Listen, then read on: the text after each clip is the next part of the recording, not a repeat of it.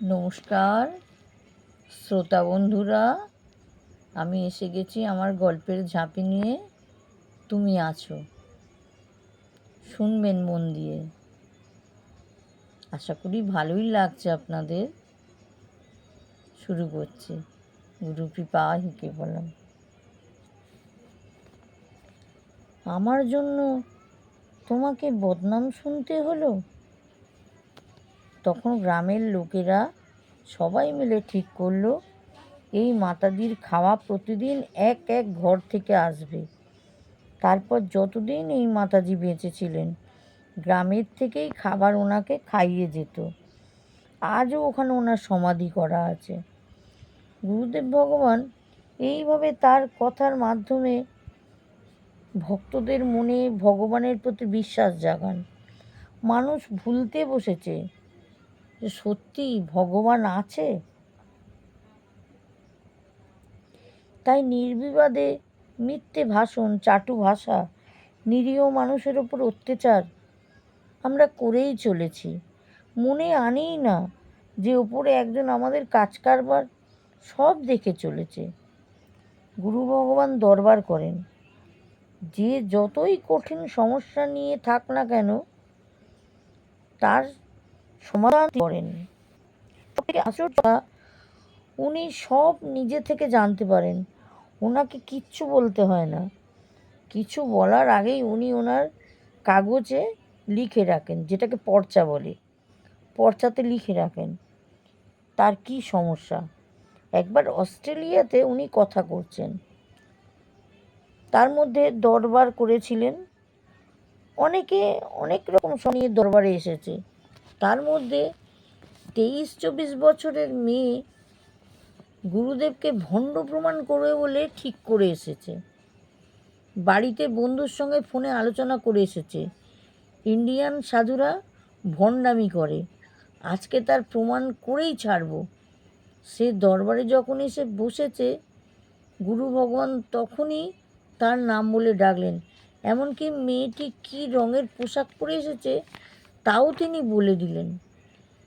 যারা সেবাদার ছিল তারা মেয়েটিকে বাবার মঞ্চে পৌঁছিয়ে দিলেন। মেয়েটি দাঁড়াতেই বাবা বললেন, কি আমার পোল খুলতে এসেছো? বন্ধুর সঙ্গে কথা বলে সঙ্গে প্রেমিককে নিয়ে এসেছো? আমাকে ভণ্ড প্রমাণ করতে এসেছো? মেয়েটা তো একেবারে হতভম্ব হয়ে গেল। ভাবলো, বান্ধবীর সঙ্গে কথা তো বাড়িতে বলেছি ফোনে, ইনি কি করে জানলো? আর কার সঙ্গে যে ও এসেছে সে বাইরে দাঁড়িয়ে আছে, তাও ওনার জানার কথা তো নয়। কি করে জানলো? গুরুদেব বলল, আমি আমার পর্চাতে লিখেছি 1 নম্বর, 2 নম্বর, 3 নম্বর, এই 3টে কাগজ ভক্তদের সমস্যার কথা লিখে রেখেছি নম্বর দিয়ে। তুমি তোমার পছন্দ মতন 3জন লোক খুঁজে আনো, তোমার চেনা কাউকে না, অন্য অজানা 3জনকে ধরে আনো। মেয়েটি মুখ চুন করে গেল।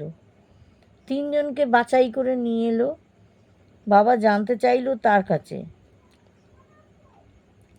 তোমরা কি এই মেয়েটিকে চেনো? তারা বলল, না, চিনি না। এবার মেয়েটিকে জিজ্ঞেস করলো, বলো কত নম্বর কাগজটা খুলবো? মেয়েটা অবাক, বলল, 2 নম্বর পর্চা খুলুন বাবা। বাবা বলল, ভেবে বলো কোন কাগজ খুলব। মেয়েটি 2 নম্বর পর্চা খুলতে বলল। বাবা সেই 2 নম্বর কাগজ খুলে যা যা বললেন, সেই মহিলাটিকে ডেকে বসিয়েছিলেন, তার সমস্যা বাবা আগে থেকেই লিখে রেখে দিয়েছেন। এইভাবে 3জনের কাগজই সব সত্যি মিলে গেল। এইবার মেয়েটিকে প্রশ্ন করলো, বলো তুমি কি জানতে চাও? তুমি আমার পোল খুলতে এসেছো, তোমার পোল আমি কি জনসাধারণের সামনে খুলব? বলেই গুরুদেব মেয়েটিকে মাইক ছাড়া এমন কিছু বললেন যে মেয়েটা লজ্জায় দুহাত নিজের মুখ ঢাকা দিয়ে দাঁড়িয়ে রইল। তারপরে গলার স্বর নামিয়ে বলল, এ কথা তুমি জানলে কি করে? এ কথা তো কারো জানার কথা নয়। বাবা তখন বলল, মাইকে বলো। মেয়েটি তখন মাইকে বলল, তুমি কি করে জানলে? গুরুদেব বললেন, তোমার মায়ের সঙ্গে ঝগড়া করে যে ছেলেটির সঙ্গে বাড়ি ছাড়বে বলেছিলে, সে তো তোমাকে ছেড়ে অন্য জায়গায় তোমার থেকে ভালো মেয়ে বিয়ে করে নিল। মেয়েটা তখন লজ্জাতে আর মুখ তুলতে পারছিল না। তারপরে বাবা আরও বললেন, এখন যার সঙ্গে ঘুরছো সে ভালো কি না খোঁজ নিয়েছো? তখন মেয়েটা কেঁদে ফেলল, বলল, বাবা আপনি বলুন, আমি কি করব? গুরুদেব ভগবান বলল, না জেনে না শুনে কোনো সাধুদের সম্পর্কে মন্তব্য করো না।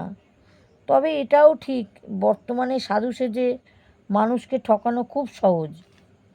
তাই অবশ্য চোখ কান খোলা রেখে চলা উচিত। যে ঠকাতে আসবে তার কিছু না কিছু চাহিদা থাকবে।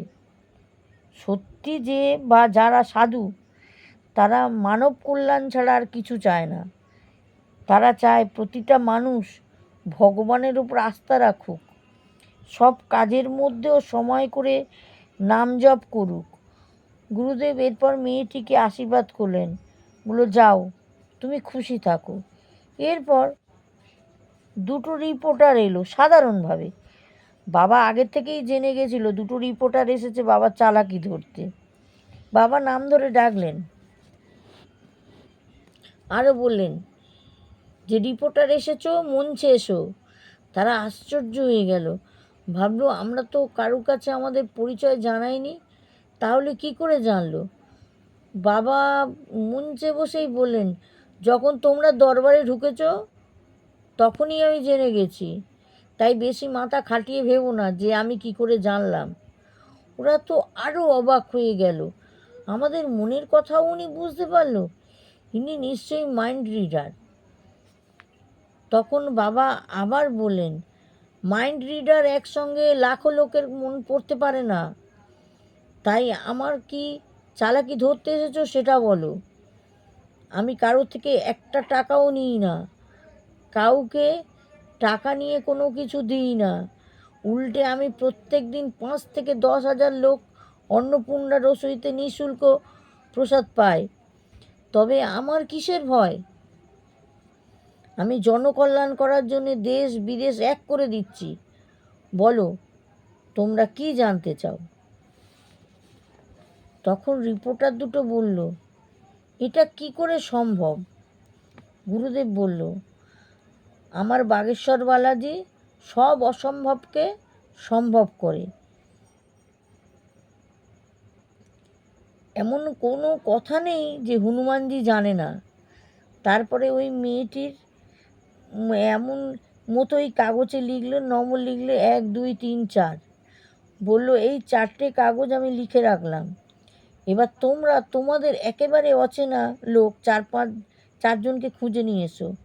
তোমরা যাকে যাকে আনবে তার সমস্যা এই কাগজে লেখা থাকবে, আর আমি যাকে চাইবো তোমরা তাকেই খুঁজে নিয়ে আসবে।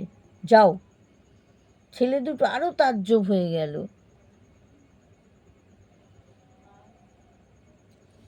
অনেকক্ষণ পরে 4জনকে নিয়ে এলো, দুটো বয়স্ক মহিলা আর 2জন ভদ্রলোককে নিয়ে এলো। গুরুদেব সেই মেয়েটার মতোই ওদের জিজ্ঞেস করলো,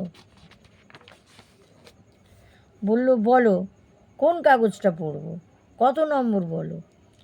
ওরা যে যে নম্বর বলল বাবা সেই কাগজই 4জনের সমস্যার সমাধান করে দিল। ছেলে দুটো একেবারে অবাক হয়ে গেল। তারপরে গুরুদেব বলল, বলো তোমরা কি জানতে চাও? নমস্কার শ্রোতা বন্ধুরা, আজকে এই পর্যন্ত। আবার আগামী পর্বে বলবো। দয়া করে বেল আইকনটি ক্লিক করে দেবেন, লাইক করবেন, শেয়ার করবেন। ধন্যবাদ।